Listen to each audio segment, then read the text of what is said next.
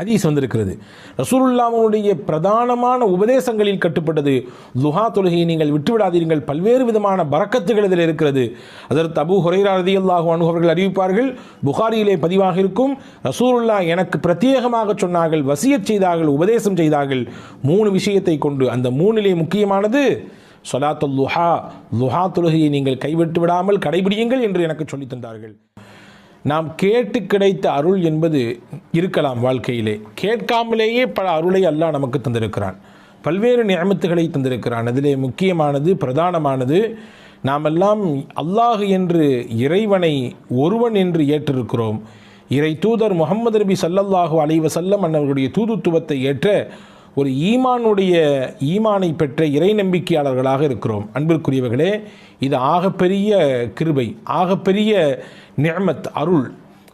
பொதுவாகவே நன்றி செய்கிற பொழுது மென்மேலும் உங்களுக்கு நாம் கொடுத்த அருளை அதிகரித்து தருவோம் என்று அல்லாஹ் சொல்கிறான். நமக்கு கிடைக்கப்பட்ட ஈமானினுடைய அந்த அருளுக்கு சதாவும் ஒவ்வொரு நாளும் நாம் அவனுக்கு நன்றி உபகாரத்தோடு இருக்கிற பொழுது ஈமானோடு மரணிக்கின்ற பாக்கியத்தையும் அல்லாஹ் தருவான். நமக்கு பின்னால் இருக்கக்கூடிய சந்ததிகள், நம் குடும்பத்தை சார்ந்தவர்கள், நம்முடைய உறவுக்காரர்கள், நம்முடைய பின்னால் வரக்கூடிய தலைமுறைகளுக்கெல்லாம் ஈமான் நசீபை அல்லாஹ் தருவான் என்று பெருமக்கள் நமக்கு சொல்லித் தருகிறார்கள். திருக்குரானிலே அல்லாஹ் சொல்லுவான் தானே, ல இன் ஷக்கர்த்தும் ல அஸீதன்னக்கும், நீங்கள் உங்களுக்கு கிடைக்கப்பட்ட அருளுக்கு நன்றி உணர்வோடு வாழ்வீர்களே ஆனால் உங்களுக்கு கொடுத்த அருளிலே இன்னும் அதிகரித்து தருவோம். வல இன் கஃபர்த்தும், நீங்கள் நன்றியை மறப்பீர்களே ஆனால், நன்றியை விட்டு அப்பாற்பட்டு வாழ்வீர்களே ஆனால் உங்களுக்கு லயின் கஃபர்த்தும் இன்ன அதாபி ல ஷதீத், என்னுடைய வேதனை மிகவும் கடுமையானதாக இருக்கும் என்று ரப்புல் ஆலமீன் அல்லாஹ் சொல்லித் தருகிறான். அன்பிற்குரியவர்களே, இந்த நூலிலே நாம் ஜுல்ஃபிகார் நக்ஷபந்தி தாமத் பரக்காத்துஹும் அவர்கள் தொகுத்த 10 விதமான ஆலோசனைகள் என்ற நூலின் மொழியாக்கத்திலே இருந்து சில விஷயங்களை தான் நாம் பார்த்து வருகிறோம். அந்த நூலிலே ஹஜ்ரத் ஜுல்ஃபிகார் நக்ஷபந்தி ரஹிமஹுல்லா அவர்கள், தாமத் பரக்காத்துஹும் அவர்கள் சொல்கிறார்கள், நன்றி உணர்வோடு வாழக்கூடிய மனிதராக நாம் இருப்பதற்கு நாயகத்திடத்திலிருந்து சில பாடங்களை எடுத்துக்கொள்ள வேண்டும். நபிகள் நாயகம் ஸல்லல்லாஹு அலைஹி வஸல்லம் கற்றுத்தந்த ஒரு பிரதானமான பிரார்த்தனை தான் ரலீத்து பில்லாஹி ரப்பா ஒபில் இஸ்லாமி தீனா ஒபி முஹம்மதின் ஸல்லல்லாஹு அலைஹி வஸல்லம் நபிய்யம் வ ரசூலா. ரலீத்து பில்லாஹி ரப்பா, அல்லாஹுவை நான் ரப் என்று, எஜமானன் என்று பொருந்திக் கொண்டேன். ஒபில் இஸ்லாமி தீனா, எங்களுடைய மார்க்கமாக இஸ்லாத்தை நாங்கள் ஏற்றுக்கொண்டோம். ஒபி முஹம்மதின் ஸல்லல்லாஹு அலைஹி வஸல்லம் நபிய்யம் வ ரசூலா, முஹம்மது நபி ஸல்லல்லாஹு அலைஹி வஸல்லம் மன்னவர்களை நபியாகவும் ரசூலாகவும் நான் சம்மதித்தேன், அவர்களை நான் பொருந்திக் கொண்டேன் என்று பொருள்பட இருக்கக்கூடிய இந்த துவாவை எவர் ஓதி வருகிறாரோ அவர் நன்றி செலுத்தியவராக ஆகுவார் என்பதை ஹஜ்ரத் ஜுல்ஃபிகார் தாமத் பரக்காத்தும் அவர்கள் இந்த நூலிலே நமக்கு தருகிறார்கள். அன்பிற்குரியவர்களே, நன்றி உணர்வோடு இருப்பதற்கு இன்னொரு வழியையும் நமக்கு இந்த நூலிலே அவர்கள் கற்றுத்தருகிறார்கள். நம்முடைய வாழ்நாள் வயது இருக்கலாம், 30 இருக்கலாம், 40 இருக்கலாம், 60 கூட இருக்கலாம், ஏன் முதிர்ச்சி அடைந்து 70, 80களில் கூட நாம் வாழ்ந்து கொண்டிருக்கலாம். எத்தனை ஆண்டுகள் வாழ்ந்தாலும் நாம் வாழும் காலம் வரை நம்முடைய இருப்பு இந்த நிமிடத்தில் இப்பொழுது இருக்கிறோமே, இந்த நொடி பொழுது இதுவரை நமக்கு கிடைக்கப்பட்ட எல்லா விஷயங்களும் அல்லாஹ்வின் அருளை கொண்டே கிடைக்கப்பட்டது. எனக்கு கிடைத்த செல்வம், எனக்கு கிடைத்த அந்தஸ்து, எனக்கு கிடைத்த கல்வி, எனக்கு கிடைத்த பொருளாதாரம், எனக்கு கிடைத்த சமூக அந்தஸ்து, எனக்கு கிடைத்த சிறப்பு என்று என்னுடைய வாழ்வியலோடு தொடர்புடைய அத்துணை விஷயங்களும் யார் மூலம் கிடைத்தது? அல்லாஹுவின் மூலம்தான் கிடைத்தது. இனிவரும் காலங்களில் என்னுடைய வாழ்க்கையின் பிற்பகுதி, நான் 30 வருட காலம் நான் வாழ்ந்து இப்பொழுது 31வது வயதில் இருக்கிறேன், அல்லது 40 வயதில் இருக்கிறேன், அல்லது 60 வயதில் இருக்கிறேன்.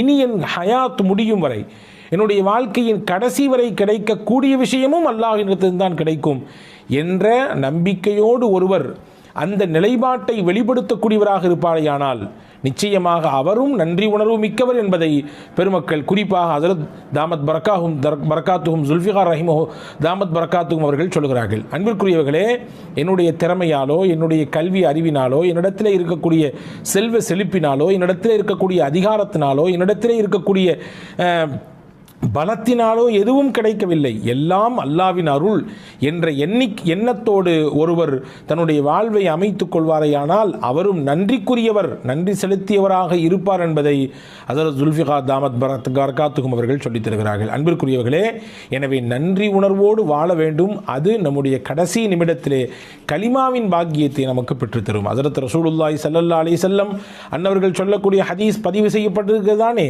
நாம் எல்லாம் பல தடவை கேட்டிருப்போம் தானே.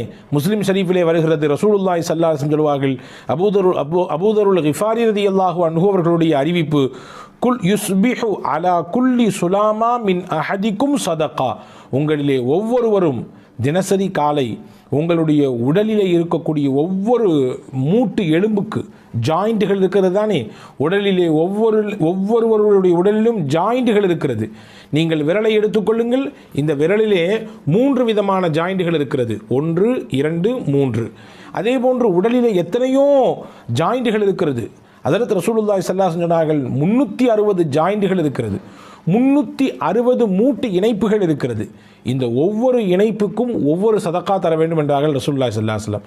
ஏனென்றால் காலையில் நீங்கள் எழுகிற பொழுது ஆரோக்கியமாக எழுகிறீர்கள். ஹஸரத் அல்லாமா குர்துபி ரஹ்மத்துல்லாஹி அந்த ஹதீஸுக்கு விளக்கம் எழுதுகிற பொழுது இப்படி எழுதுவார்கள், எந்த மனிதனுடைய ஜாயிண்டுகள் செயல்படாமல் ஸ்தம்பித்து விட்டதோ அவனுடைய வாழ்க்கையும் முடமாகி போகும். நினைத்து பாருங்கள், நம்முடைய கையிலே 5 விரல் இருக்கிறது. நாம் நினைத்த மாதிரி நாம் மடக்கிக் கொள்கிறோம், விரித்து கொள்கிறோம், நினைத்ததை பிடித்து தூக்குகிறோம், தேவை உள்ளதை நாம் தட்டுகிறோம், அதே போன்று எடுக்கிறோம் வைக்கிறோம், இப்படி பல விஷயங்களை செய்கிறோம். அப்படி இருக்குதானே. ஆனால் இந்த ஜாயிண்ட்டுகள் எல்லாம் செயல்படாமல் போனது என்று வைத்துக் கொள்ளுங்கள், அப்படியே முடமாகி போய்விடும், எதுவுமே செய்ய முடியாது. பிடிப்பதற்கு சிரமமாகி போய்விடும், எழுதுவதற்கு சிரமமாகி போய்விடும், வாசிப்பதற்கு கஷ்டமாகி போய்விடும், எல்லாம் முடம்தான். ஹஸரத் அல்லாமா குர்துபி ரஹ்மத்துல்லாஹி இது பெரிய நிஅமத், இது அல்லாஹ் கொடுத்த பெரும் நிஅமத். ஒவ்வொரு நாளும் காலை எடுக்கிற பொழுது நம்முடைய ஜாயின்கள் எல்லாம் செயலோடு இருக்கிறது என்றால் அது பெரும் நிஅமத். எனவே தான் ரசூலுல்லாஹி ஸல்லல்லாஹு அலைஹி வஸல்லம் ஒவ்வொரு நாள் காலையும் நீங்கள் 360 தர்மம் செய்யுங்கள், காரணம் உடலிலே 360 மூட்டுகள் இருக்கிறது என்று சொன்னார்கள். சஹாபாக்கள்லாம் கேட்டாங்க, ஏழை சஹாபாக்கள், எங்களால் எப்படி முடியும்? 360 தர்மம் செய்ய முடியும் என்றால் எங்களால் எப்படி வாய்ப்பு இருக்கிறது? நாங்கள் ஏழைகளாச்சே. இப்போ ரசூலுல்லாஹ் சொன்னாங்க, அதுக்கு ஃபகுல்லு தஸ்பீஹத்தின் சதகா, சுபஹானல்லாஹ் என்ற தஸ்பீஹ் சொல்லுங்கள், அது ஒரு சதகா. ஒக்குல்லு தஹ்மீதத்தின் சதகா, அல்ஹம்துலில்லாஹ் என்று சொல்லுங்கள், அதுவும் ஒரு சதகா. ஒக்குல்லு தஹ்லீலத்தின் சதகா, லா இலாஹ இல்லல்லாஹ் என்று சொல்லுங்கள், அதுவும் ஒரு சதகா. ஒக்குல்லு தக்பீரத்தின் சதகா, அல்லாஹு அக்பர் என்று சொல்லுங்கள், அதுவும் ஒரு சதகா. அம்ரும் பில் மஅரூஃபி சதகா, நல்லதை பிறருக்கு சொல்லிக் கொடுங்கள், அதுவும் சதகா. நஹியன் அனில் முன்கரி சதகா, தீமையிலிருந்து ஒரு மனிதரை தடுத்து நிப்பாட்டுங்கள், அதுவும் சதகா தான். சொல்லிட்டு சொன்னாங்க ஸல்லல்லாஹு அலைஹி வஸல்லம், வயுஜ்ஸி மின் தாலிக குல்லஹு ரக்அத்தானி யர்கஉஹுமா மின் அத்-துஹா, இது எல்லாத்துக்கும் போதுமான ஒன்றை சொல்லட்டுமா? 2 ரக்காயத் துஹாவினுடைய தொழுகை தொழுங்கள், நான் மேலே வசித்து காட்டிய அத்துணை நன்மையும் அதில் பொதிந்திருக்கிறது என்றார்கள் நபிகள் நாயகம் ஸல்லல்லாஹு அலைஹி வஸல்லம். இங்கே 2 விஷயத்தை அந்த ஹதீஸிலிருந்து விளங்கணும். ஒன்று, ஒவ்வொரு நாளும் தனக்கு கிடைக்கப்பட்ட அருளுக்கு ஒரு மனிதர் நன்றி உள்ளவனாக இருக்க வேண்டும் என்பதை ரசூலுல்லாஹ் அந்த ஹதீஸை சொல்கிறாங்க. நன்றி செய்வதற்குரிய வழி என்ன என்பதை சஹாபாக்கள் கேட்ட பொழுது எளிமையான வழியை, நன்றி செய்வதற்குரிய வழியை அழகாக பெருமானா சொல்லித் தருகிறார்கள். தஸ்பீ செய்யுங்கள், தஹ்மீது செய்யுங்கள், அல்லாஹ் அக்பர் என்று சொல்லுங்கள், லா இலாஹ இல்லல்லாஹ் சொல்லுங்கள், எதுவும் இல்லையா? இது எல்லாத்தினுடைய நன்மையையும் நான் பின்னால் சொல்லக்கூடிய ஒரு விஷயம் உங்களுக்கு பெற்றுத்தந்துவிடும். அதுதான் லுஹாவினுடைய 2 ரக்காய் தொழுகை என்று நபிகள் நாயகம் ஸல்லல்லாஹு அலைஹி வஸல்லம் சொன்னார்கள். ஆயிஷா ரலியல்லாஹு தஆலா அவர்கள் அறிவிப்பார்கள், ஹதீஸிலே பதிவாக இருக்கிறது, முஸ்லிமிலே வந்திருக்கிறது, கான ரசூலுல்லாஹி ஸல்லல்லாஹு அலைஹி வஸல்லம் யுஸல்லி ஸலாத்தல் லுஹா அர்பஅன், நபிகள் நாயகம் தொடர்ச்சியாக 4 ரக்காயத் லுஹாவினுடைய தொழுகையை எப்பொழுதுமே தொழுது வருவார்கள் என்று ஹஜ்ரத் அன்னை ஆயிஷா ரலியல்லாஹு தஆலா அவர்கள் சொல்கிறார்கள். நாடினால் பெருமானால் யஸீது மாஷா அல்லாஹ், அல்லாஹ் நாடினால் அவர்கள் அதைவிடவும் கொஞ்சம் கூட்டிக் கொள்வார்கள். ஹதீஸ் வந்திருக்கிறது.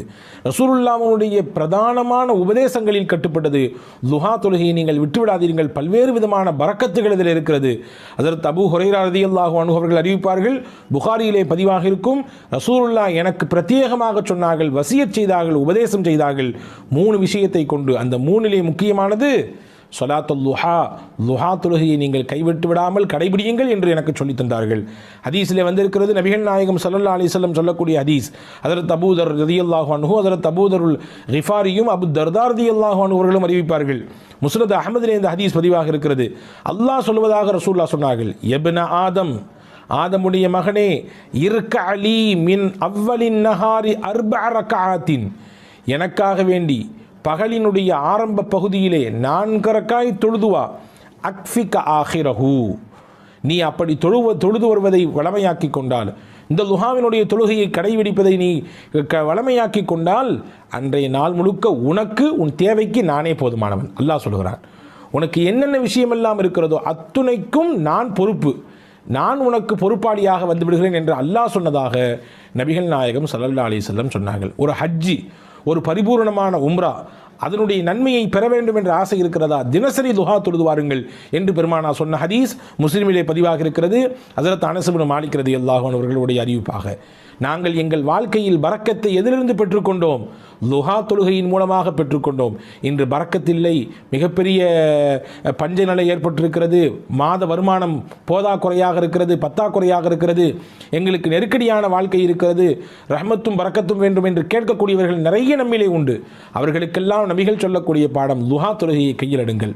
அன்பர்களே, லுஹாவிலே இவ்வளவு பெரிய நன்மைகள் இருக்கிறது. லுஹா தொழுகையிலே ரசூலுல்லாஹி ஸல்லல்லாஹு அலைஹி வஸல்லம் அன்னவர்கள் இந்த ஹதீஸின் ஊடாக 2 செய்தியை சொல்லிவிட்டார்கள். ஒவ்வொரு நாளும் அல்லாஹ் உங்களுக்கு வழங்கியிருக்கக்கூடிய அருளை நீங்கள் மறந்து விடாதீர்கள், அவனுக்கு நன்றி செய்து கொண்டே இருங்கள். அந்த நன்றி செய்வதற்குரிய வழியை சொல்லுகிற பொழுது லுஹாவை நீங்கள் தொழுகுங்கள். அதன் மூலமாக நன்றி செய்த நடிகாராகவும் நீங்கள் ஆக முடியும்.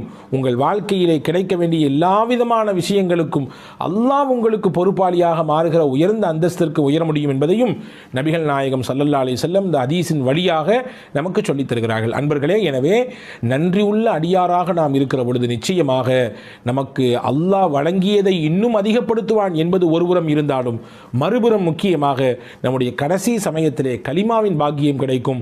ஒரு கல்லில் 2 மாங்காய் என்று இதைதான் சொல்வார்களோ, வல்ல ரஹ்மான் பின்பற்றி நடக்கக்கூடிய தௌஃபீகை உங்களுக்கும் எனக்கும் எல்லா மக்களுக்கும் தருவானாக. அடுத்த